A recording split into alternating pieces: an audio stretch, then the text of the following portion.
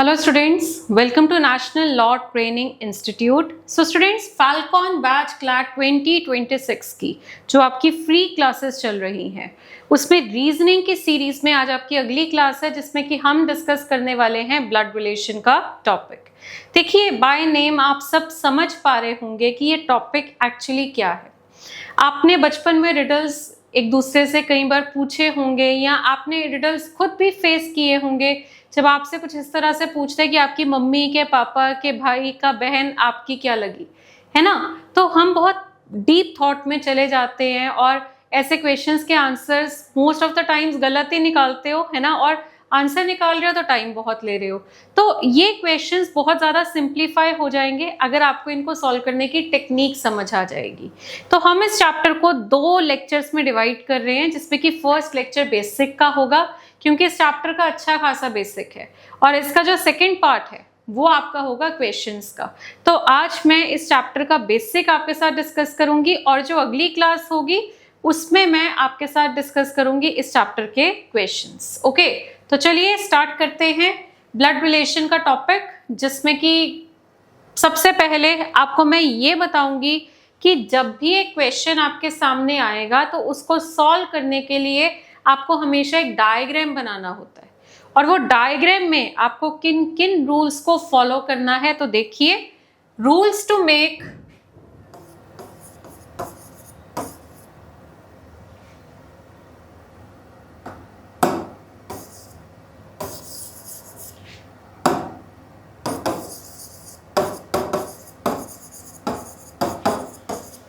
Family chart.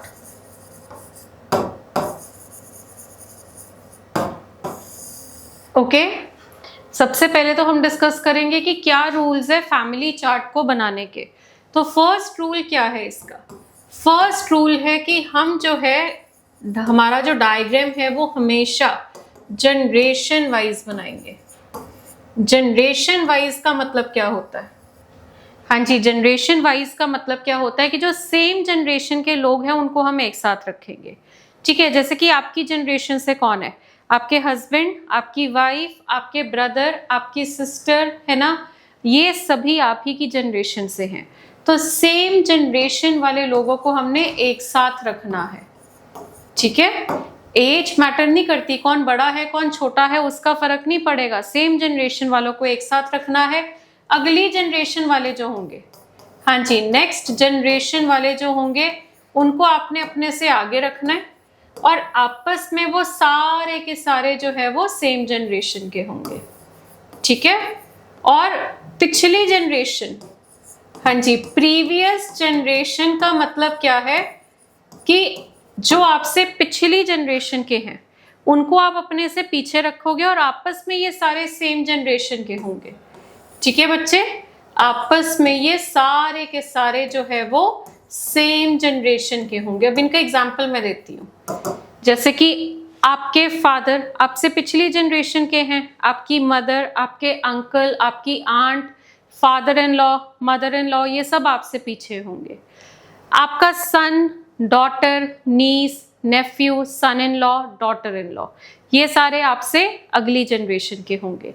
ठीक है, तो ये इसका मतलब है, जिसका रिजल्ट क्या होगा कि सबसे ऊपर होगी ओल्डेस्ट जनरेशन और सबसे नीचे होगी आपकी यंगेस्ट जनरेशन। सबसे ऊपर बनेगी आपकी ओल्डेस्ट एंड सबसे नीचे आपकी बनेगी यंगेस्ट जनरेशन। ओके, तो ये हमारा जनरेशन वाइज का रूल है। अब इसके बाद आगे बढ़ते हैं सेकंड रूल की तरफ।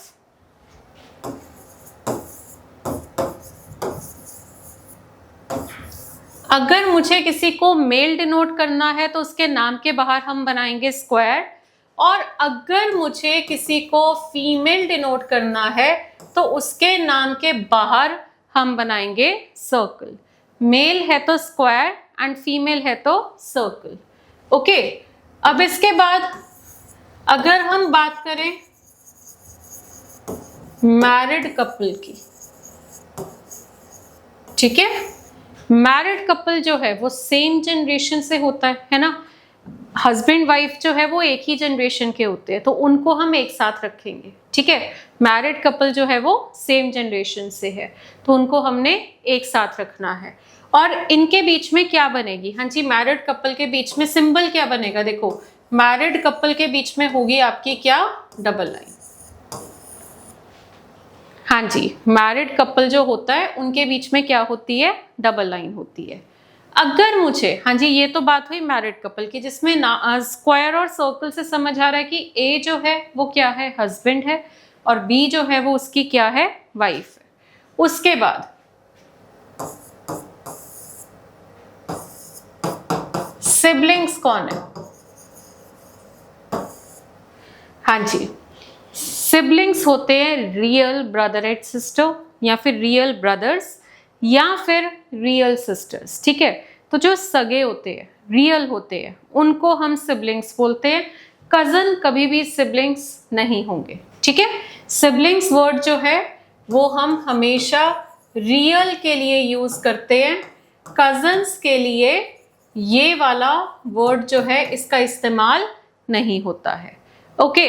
और इनका सिंबल हमारा क्या रहेगा, देखिए सिंगल लाइन, जैसे कि अगर मुझे कहना है कि ये दोनों ब्रदर्स हैं इस तरह से, अगर मुझे कहना है कि ये दोनों सिस्टर्स हैं तो कुछ इस तरह से, और अगर मुझे बोला जा रहा है कि ये ब्रदर एंड सिस्टर है तो ये कुछ इस तरह से, ठीक है। अगर ब्रदर्स कह रहे हैं तो ये, सिस्टर्स तो ये, और ब्रदर एंड सिस्टर कह रहा है तो इस तरह से, ठीक है। तो अब बात, मतलब फर्क तो कुछ भी नहीं है, सिंगल लाइन बन रही है, सिंबल तो हमारा समझ आ रहा है हमें कि सिंगल लाइन का होगा।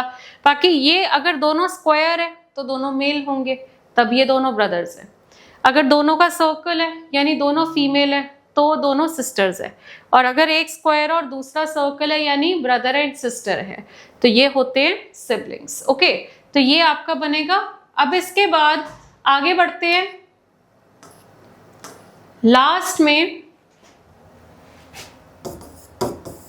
आपका पेरेंट एंड चाइल्ड। अब देखिए जो पेरेंट एंड चाइल्ड है ये दोनों के दोनों सेम जनरेशन से होते हैं कि डिफरेंट जनरेशन से। तो देखिए पेरेंट और चाइल्ड सेम जनरेशन से नहीं होते, ये दोनों के दोनों डिफरेंट जनरेशन से है। पेरेंट जो है वो पिछली जनरेशन का और चाइल्ड जो है वो अगली जनरेशन से। तो अगर मुझे पेरेंट एंड चाइल्ड बोला जाए तो ए को अगर मैं पेरेंट बोलूं तो ए पीछे और जो चाइल्ड है वो आगे की तरफ, ठीक है। तो ए जो है वो यहाँ पे क्या है, फादर है, और बी जो है वो क्या है, डॉटर है। तो अगर आप एक बार कंपेयर करो, अभी तक हमने जितने भी रूल्स किए हैं, सबसे पहला रूल क्या था कि सेम जनरेशन वाले एक साथ होंगे, ठीक है। एज मैटर नहीं करती, सेम जनरेशन होनी चाहिए। पिछली जनरेशन वाले पीछे और आपस में वो सारे एक साथ, अगली जनरेशन वाले आगे और आपस में वो एक साथ। जैसे आपका सन, डॉटर, नीस, नेफ्यू आपसे अगली जनरेशन के हैं, बट आपस में ये सारे सेम जनरेशन के हैं। तो इसका मतलब है कि हम यहाँ पे इस तरीके से अपना जो डायग्राम है वो ड्रॉ करेंगे। उसके बाद मेल स्क्वायर, फीमेल सर्कल, ठीक है। मैरिड कपल में बनती है डबल लाइन, सिबलिंग्स में बनती है सिंगल लाइन, और पेरेंट चाइल्ड में भी बनती है सिंगल लाइन। बट अगर आप जो है सिंगल लाइन जो है वो हॉरिजॉन्टल बना रहे हैं तो वो डिनोट करता है क्या, सिबलिंग्स का रिलेशन। और अगर आप सिंगल लाइन जो है वो वर्टिकल बना रहे हैं तो वो डिनोट करता है पेरेंट एंड चाइल्ड का रिलेशन, ठीक है। तो ये आपका बनेगा। अब इसके बाद एक और चीज आपको मैं दिखाती हूँ कि सिंगल लाइन जो है कहाँ कहाँ बनी, सिबलिंग्स में और दूसरा पेरेंट और चाइल्ड में। सो बेसिकली अगर हम ध्यान दें तो सिंगल लाइन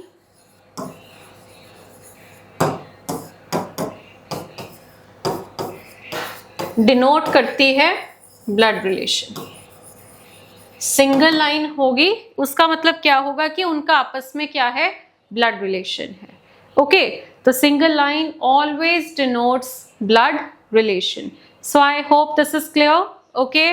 तो आपको यहाँ पे जो हमें समझ आता है कि अब डबल लाइन जो थी वो कहाँ बनी थी, मैरिड कपल में, तो उनका ब्लड रिलेशन नहीं होता ना, तो जहाँ ब्लड रिलेशन है वहीं पे बनेगी single line, okay. So this is how you are going to make your diagrams. अब हम कुछ टर्म्स के ऊपर डिस्कशन करेंगे। सबसे पहले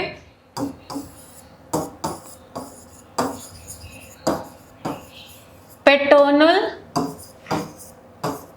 versus maternal.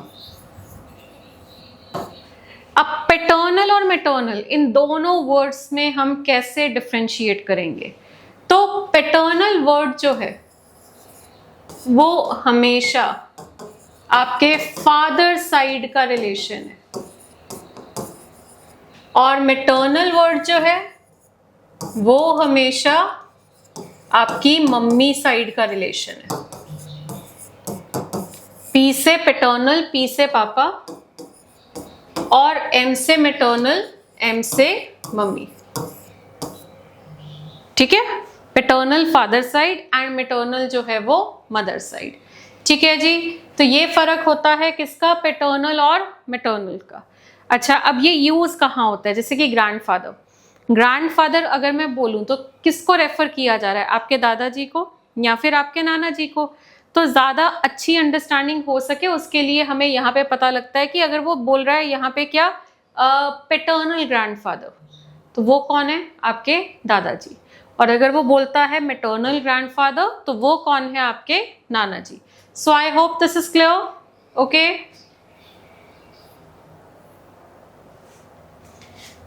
Second, uncle versus aunt. अब अंकल और आंट में फर्क क्या है? अंकल कौन है? आपके चाचा, ताया, मामा। ठीक है, so uncle basically is your parents brother. पापा का भाई या मम्मी का भाई, दोनों को हम क्या बोलते हैं? अंकल बोलते हैं। तो इसकी प्रॉपर डेफिनेशन क्या है? Parents brother. ओके, जिसमें कि आपके कौन है? चाचा, ताया और मामा। और आंट कौन है? आपके पापा की बहन या आपकी मम्मी की बहन। तो पेरेंट्स सिस्टर। ओके, पापा की बहन यानी बुआ, और मम्मी की बहन यानी मासी। तो बुआ जो है वो पैटर्नल आंट है, और जो मासी है वो मैटरनल आंट है। जो चाचा ताया है वो पैटर्नल अंकल है, और मामा जो है वो मैटरनल अंकल है। Okay, so I hope this is clear. अब यहाँ पे मुझे पता है आप सबके माइंड में क्वेश्चन आ रहा होगा कि चाची, ताई, मामी ये सब क्या है? देखो, ये आपकी आंट है। चाचा, ताया, मामा ये अंकल है, तो इनके जो पार्टनर्स हैं, जो फीमेल जेंडर होगा, वो आंट हो जाएगी। बट मैंने वो यहाँ पे क्यों नहीं लिखा? क्योंकि हम यहाँ पे लिख रहे हैं सिर्फ प्राइमरी रिलेशन। आपको जब क्वेश्चन में दिया जाएगा that A is uncle of B, तो आप हमेशा प्राइमरी रिलेशन लिखेंगे। और अगर आप हमेशा प्राइमरी रिलेशन लिखते हैं तो यहाँ पे ऑब्वियसली चाचा है तभी चाची होगी, है ना? तो ये जो चाची, ताई, मामी या आपकी फूफा या आपके मासड़, ये सारे सेकेंडरी रिलेशंस है। ओके, तो ये जो है, जो डायग्राम आपने जिस चीज़ के हिसाब से बनाना है वो मैंने आपको शो किया है। तो ये डिफरेंस होता है अंकल और आंट में। आगे बढ़ते हैं।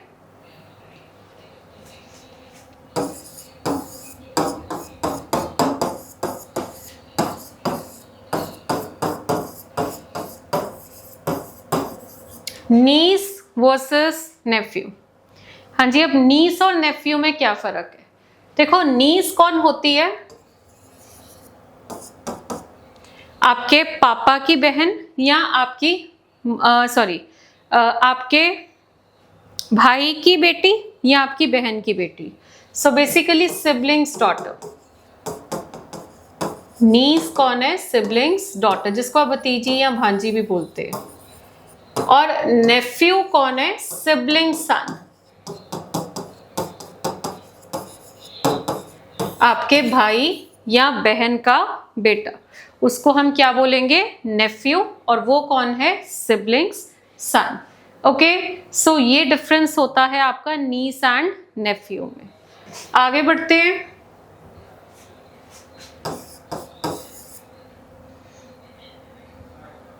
कजन,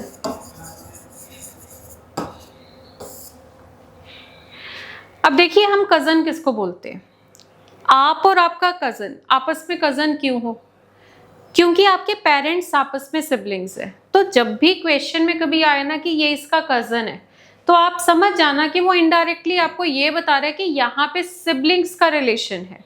ओके, तो कजन जो है वो क्या डिनोट करता है, whose parents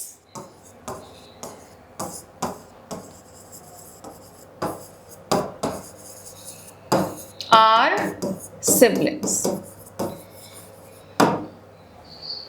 whose parents are siblings. ठीक है, जिनके पेरेंट्स जो हैं वो आपस में क्या होते हैं, सिबलिंग्स होते हैं, उनको हम कजन्स बोलते हैं। क्योंकि जो सगे भाई बहन है, जब उनके बच्चे होते हैं फिर वो कजन्स होते हैं, है ना, फिर वो फर्स्ट कजन्स, फिर उनसे अगली जनरेशन सेकंड कजन्स। तो मतलब ये इस तरीके से पूरा चलता है। आगे बढ़ते हैं।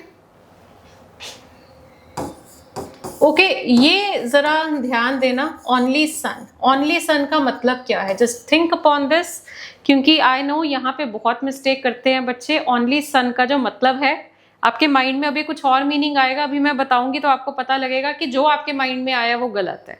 ओनली सन का मतलब कुछ बच्चे निकालते हैं कि इसका ये मतलब है कि एक ही बच्चा है और वो लड़का है, which is actually wrong. Only son means only one son, कि एक ही लड़का है। ठीक है, इसका मतलब होता है कि one son and all the rest are daughters, कि एक ही लड़का है और बाकी क्या है, बाकी हैं daughters. One son and all the rest are daughters, यानी कितने बच्चे हुए, 1 + n चिल्ड्रन। ओके, ये होता है ओनली सन, करेक्ट। अच्छा, अब उसके बाद आपको अगर वो बोले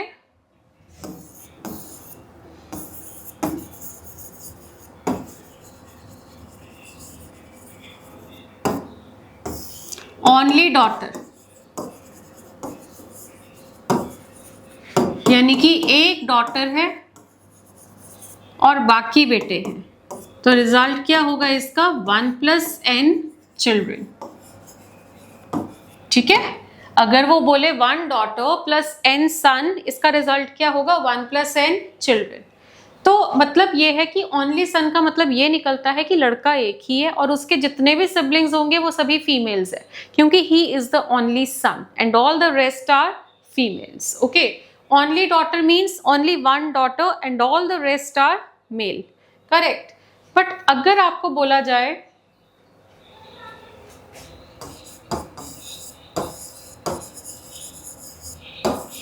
ओनली चाइल्ड, हाँ जी, अगर आपको बोला जाए ओनली चाइल्ड, इसका मतलब होता है कि एक ही बच्चा है। और फिर यहाँ पे हमें क्या नहीं पता होता, यहाँ पर हमें फिर ये नहीं पता होता कि वो जो बच्चा है वो सन है कि डॉटर है, ये हमें नहीं पता। वो बच्चा सन भी हो सकता है, वो बच्चा डॉटर भी हो सकती है, वो हमें नहीं पता। ठीक है, सो 1 child, it could be son or daughter, it could be male or female. Okay, so I hope this is clear. Okay, so ये कुछ टर्म्स है जो ब्लड रिलेशन में बहुत यूज होती हैं, और क्वेश्चन करने का फायदा ही नहीं है जब तक हमें ये बेसिक टर्म्स की क्लैरिटी ना हो।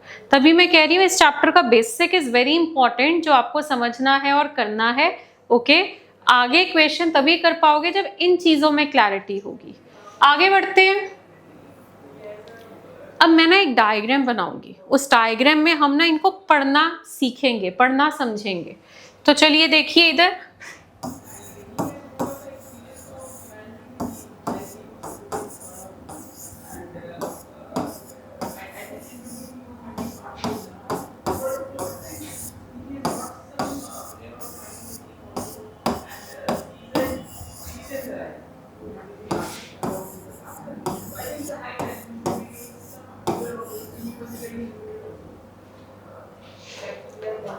सो यहाँ पे टोटल कितनी जनरेशन्स है?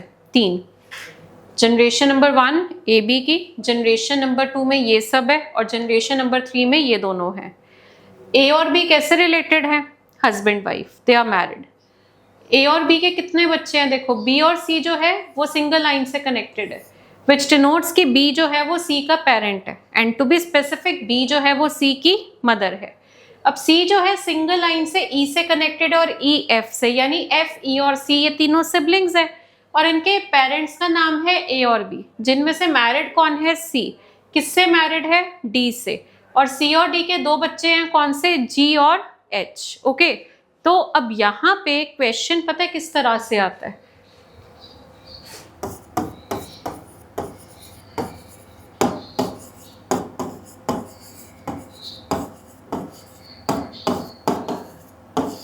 How is A related to सी?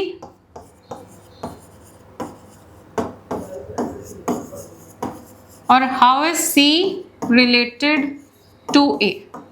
ठीक है, how is A related to C और how is C related to A? इन दोनों में देखो डिफरेंस क्या है। ए रिलेटेड टू सी कह रहे हैं तो इसमें हमें क्या समझ आ रहा है कि ए जो है वो फादर है। ठीक है, यहां पे इसका आंसर होगा फादर। और अगर वो सी रिलेटेड टू ए बोले तो आंसर होगा सन। अब यहाँ पे बच्चे बहुत गलती करते हैं, वो बोल रहा है ए रिलेटेड टू सी, मतलब आपको ए के बारे में बताना है, और अगर वो आपको बोले how is C related to A, मतलब आपको सी के बारे में बताना है ना। तो यहाँ पे आपको बहुत ध्यान देना पड़ेगा, इन चीजों में आपको बहुत ज्यादा ध्यान देना पड़ेगा कि ए रिलेटेड टू सी है तो ए क्या है, सी रिलेटेड टू ए है तो सी क्या है। ठीक है, क्योंकि आपको एमसीक्यू फॉर्मेट में क्वेश्चंस आते हैं, तो ऑप्शन में अगर वो आपको फादर भी दे रहा है, सन भी दे रहा है, दोनों दे रहा है, तो कंफ्यूजन होने के चांसेस थोड़े ज्यादा हो जाते हैं। ओके, चलो अब अगर मैं आपसे पूछूं, अब मैं आपको ना बोलूंगी और थोड़ा सा पॉज लूंगी और आंसर दूंगी। ठीक है, तो जो मैं पॉज लूंगी ना तब आपने सोचना है आंसर क्या होगा। A related to F, father.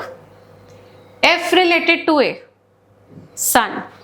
E related to A, daughter.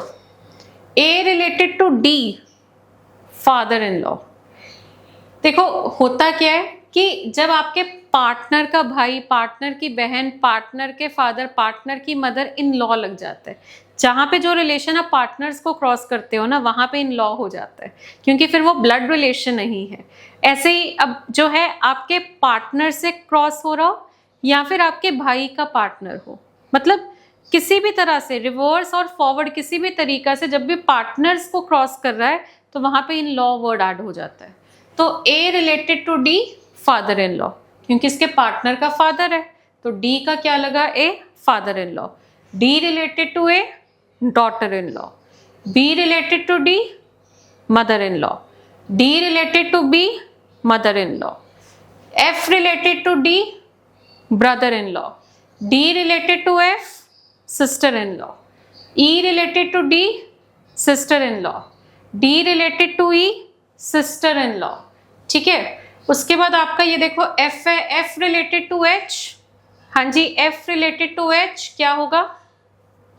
चलिए देखिए, एफ रिलेटेड टू एच का आंसर क्या है? एफ जो है वो एच का ब्रदर इन लॉ है। H related to F, sorry मैंने उल्टा बोल दिया, F related to H, uncle.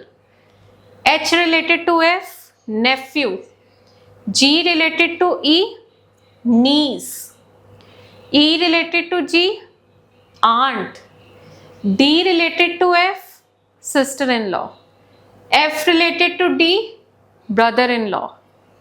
A related to H, grandfather. H related to A, grandson. G related to B, granddaughter. B related to G, grandmother. ठीक है, सो आज मैंने आपके साथ जो बेसिक कवर किया है, पहले मैंने डायग्राम बनाना सिखाया, उसके बाद मैंने आप सबको कुछ वर्ड्स के ऊपर डिस्कशन करी है, और फिर हमने जब डायग्राम बनाया तो रिलेशंस कैसे निकलेंगे वो हमने डिस्कस किया। तो इसी के साथ आपका आज का सेशन जो है वो ओवर होता है। आई होप आपको सब कुछ बहुत अच्छे से क्लियर हो गया होगा।